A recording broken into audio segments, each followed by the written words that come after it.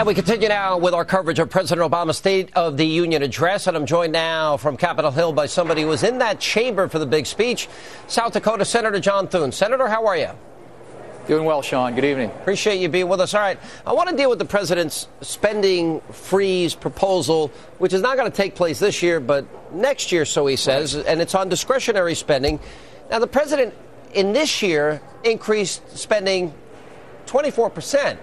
The president this year nearly quadrupled our deficit in 1 year, and we have a $4 trillion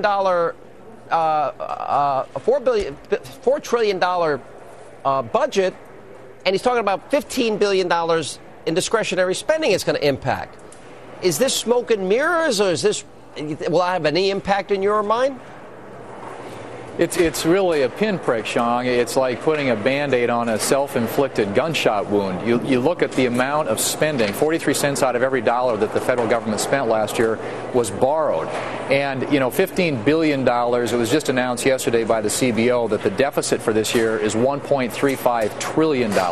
Now, it would be one thing, and I give Democrats, anytime a Democrat wants to constrain spending, free spending, I'll give them credit for that. But remember, as you just said, this last year, the appropriation bills grew the size of government by 20%, and that doesn't include the $1 trillion in the stimulus. That doesn't include the $2.5 trillion that we would spend when it's fully implemented on health care reform. And so, really, this is sort of inconsequential in the overall scheme of things. I'm glad. I'm happy to work with them on trying to get spending under control, but it really, in the overall scheme of things, is very, very minor relative to the amount of spending that they've been doing here and the amount of debt that they've been racking up. Senator, I think the president missed an opportunity tonight, and tell me if you think I'm wrong. Instead of the president saying, well, I didn't explain the health care bill right, maybe the president said, you know what, I need to listen to the American people more, maybe bring the Republicans in. If he said, I made a mistake, we should never have had special exemptions for Louisiana and for Nebraska. If he would have said, I brought lobbyists in, I'm going to get rid of the lobbyists, I think it would have had a lot more credibility. In that sense, did he miss an opportunity tonight to really reset and maybe follow that Clinton example of moving to the center? Well, I did. I thought it was a very partisan speech, Sean, and instead of acknowledging some of those mistakes and saying that this was wrong, he defended a lot of that. But secondly, there was a lot of blame game in this speech. He blamed Bush. He blamed the Senate Republicans. He blamed the banks. He even blamed the Supreme Court in part of his speech tonight. And so what I saw was a lot of attacks, and have he come forward and said, these were mistakes. This was not the correct way to go about this. This wasn't the transparency I promised the American people.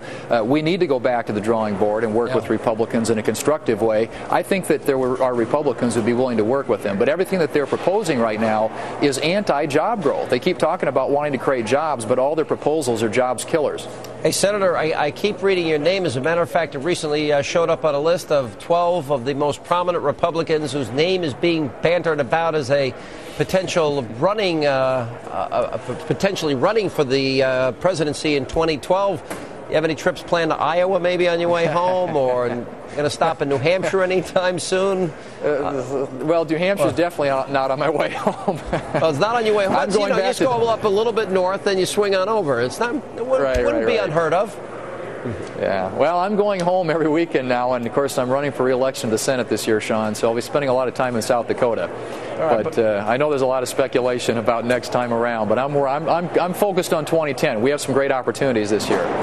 That is such a political answer. The fact, if you were a Democrat, I would be, if you were Ed Rendell, I would be all over you. But I'll give you a pass and give you time to decide on your own. But we appreciate you being with us. Thanks, Senator. All right, thanks, Sean. And we go.